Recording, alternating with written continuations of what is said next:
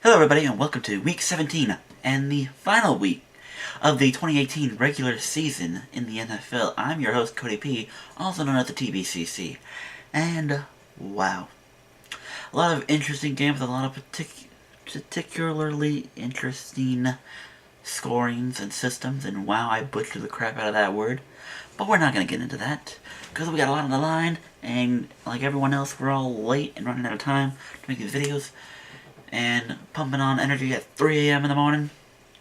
Go us. About 40 hours, I guess you can say 24 hours, 30. I'm not good at math, whatever. But we gotta go. Let's get into the games. Well, actually, let's do a little recap first. Oi. So straight up, I went 11-5. Good selection of picks. But the spread picks. What can you do? What can you do? I was this close to taking taking Washington cover because I thought 10 was too much, but I figured, Mario, he'll take care of it. Mario gets hurt yet again. That dude can't stop getting hurt, and it hurts. It hurts me to watch him get hurt. And so yeah, they kept it close. And then a couple other games went back and forth away. Jacksonville coming with an interesting win over Miami. Stunned them. Philly stuns Houston, but wins by 2 when you want that 1.5 point spread. Rumble, rumble. And then the Cardinals, disappoint as usual. He says while he's wearing a Cardinals jersey. Hey, it ain't his fault. That's all I'm saying. And then the Broncos are crapping themselves yet again. Anywho, so much for me getting my spread picks the way I want to. 16 plus the 11 playoff games. If I get every spread right in the next couple in between now and the Super Bowl, I should be caught up. But that's not going to happen, because I can't get anything right apparently. But let's at least try to make this interesting. With 1 week to go, plus the 11 games in the playoffs, let's try to avoid overall straight up picks. Keep that number under 100. I think I hit. I don't even remember. I don't remember last year, but that's besides the point.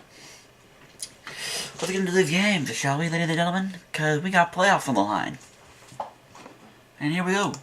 First game we're going to look at is the Chicago Bears going to Minnesota, where the Vikings are 5-point flavors at home. Yeah, you heard me. Flavors. Minnesota, this is a must-win game. They win, they're in. But if they lose and Philadelphia beats Washington, then Philadelphia gets to go in over them. So this is a must-win for Minnesota. Chicago still has a chance to get a bye, but that is predicated on the Rams losing to the Niners, which, give or take how the Bears feel, chances are that's not going to happen. So it is very likely that some starters could potentially get rested. But either way, Chicago is up and down, and they've been treading along like. They came up a close game against the Niners, and given for the Rams, that'd make it interesting. But since this Niners game is going to be in Los Angeles for the Rams, they get home field advantage, and they're all going to be playing to make sure they secure the bye. So the Rams will be a full force, probably not caring too much about the blowout, but I think they'll win anyway. But for the Bears, this is a game that maybe they get lucky, maybe they don't. But for Minnesota, this is a big-time game.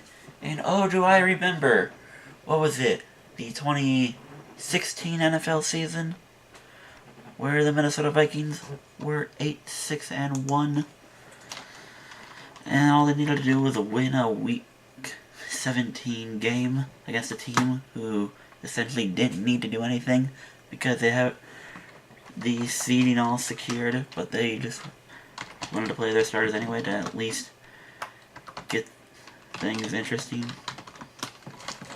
Cody's trying to make up words while he actually looks up the season. Giggity. Gonna back it up. Actually, don't look at me. I have no idea what I'm doing.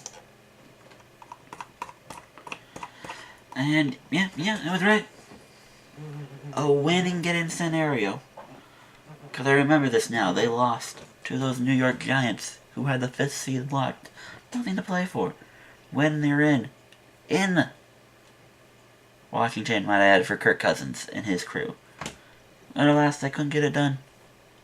Could not beat that old New York Giants team who had nothing to play for. Kirk Cousins doesn't show up in big games, guys. He doesn't. He has yet to prove that he can. So why should I have any faith in him to win a home game against a division opponent who has nothing to play for, essentially? Could they win? Probably. But I have no faith in Kirk Cousins. So I'm taking the Bears. And the points you're getting. Because the Bears are the underdog here. I don't trust Kirk Cousins. Simple as that. Prove me wrong, Gio. Prove me wrong. Second game we're going to look at is the Cleveland Browns going to Baltimore, where the Ravens are currently 5.5-point favorites at home. As a Ravens fan, this team has put me through a lot of stress. And ignore the fact I'm wearing a Cardinals jersey. This is one of my favorite players in the NFL, so ignore that for a second. But, as a Ravens fan, this team's hurt me. 2014 playoffs and divisional round against the Patriots, we are not once but twice up by 14 points, and below both of those. 2015, we're plagued with injuries, no one can do anything, we're screwed. 2016, beat Pittsburgh, and there's a 99.9% chance we make the playoffs. We lose on the last play, or second to last play.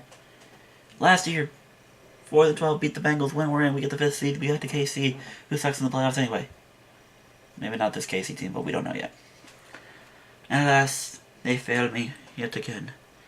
And now they get a Browns team who, for the first time in a long time, isn't the Browns. They're some better version of said Browns.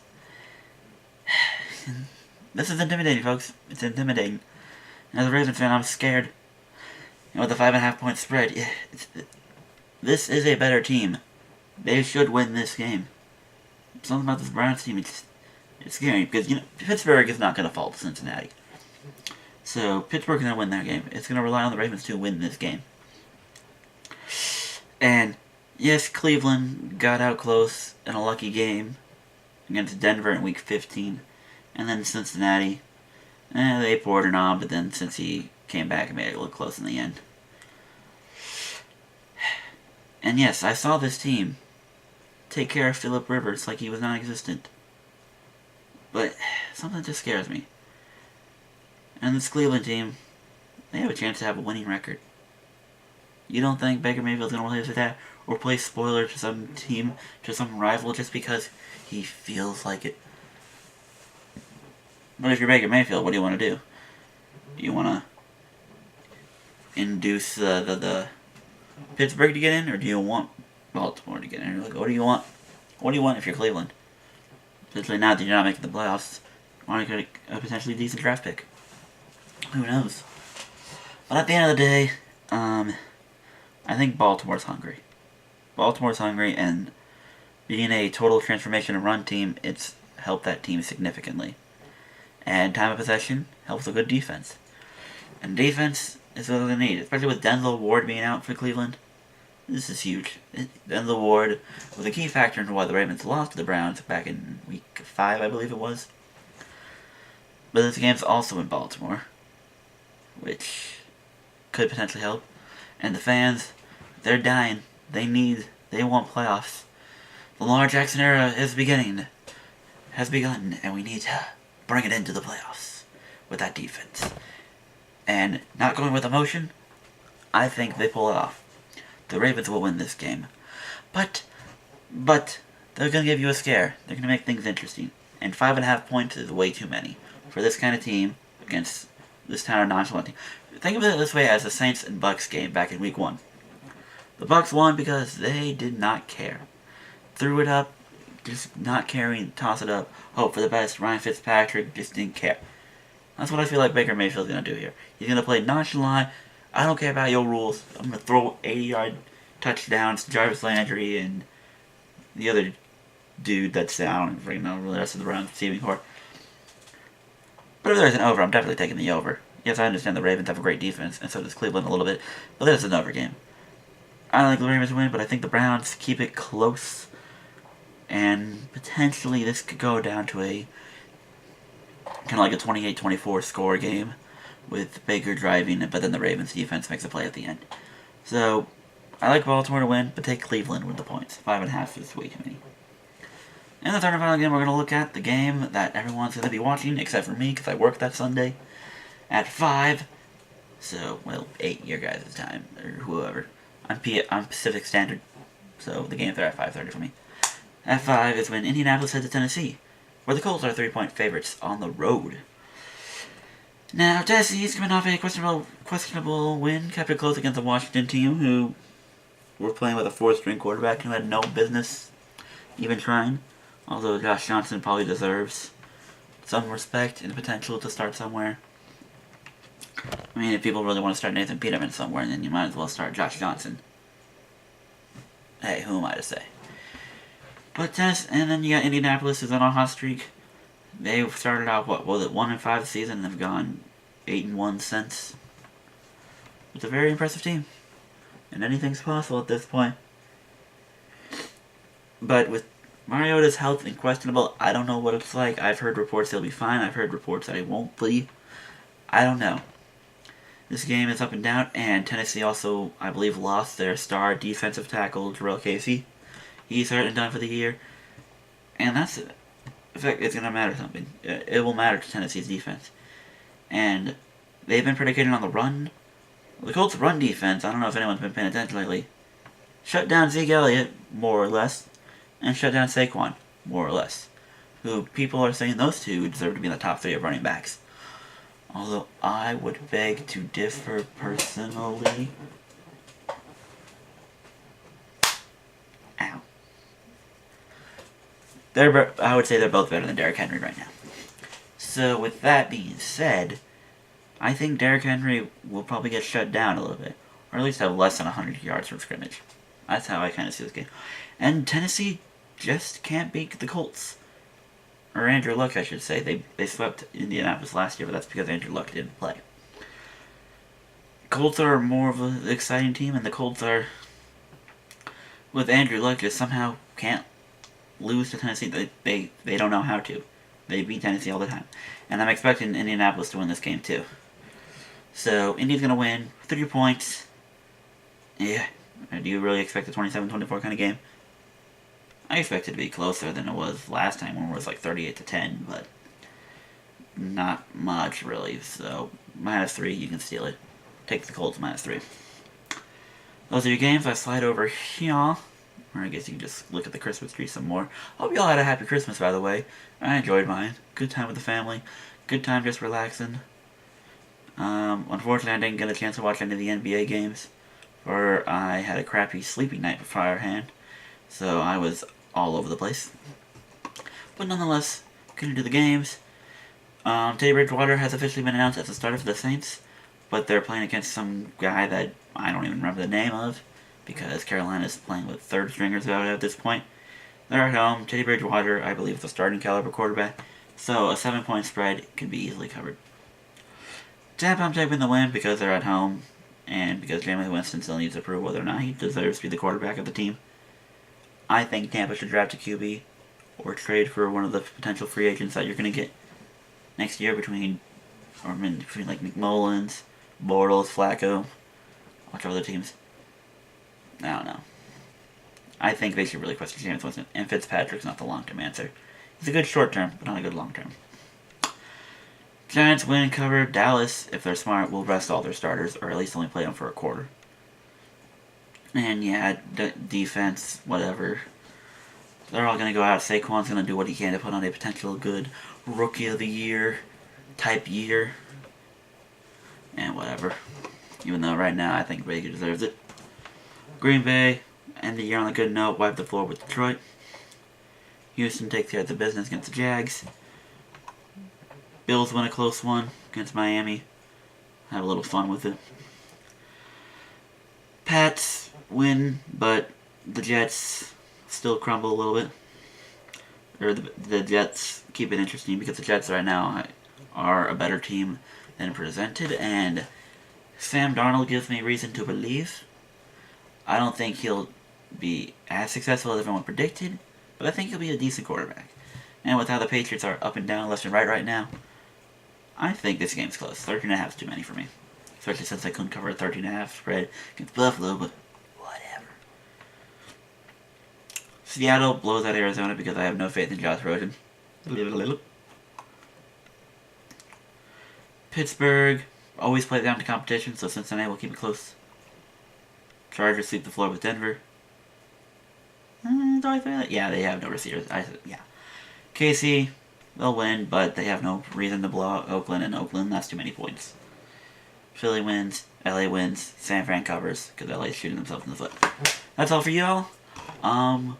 We break down fantasy, because we have officially ended. And in the 2 leagues I got to participate in the League of Assholes, I finished atop them all. Gold crown, gold trophy, first place.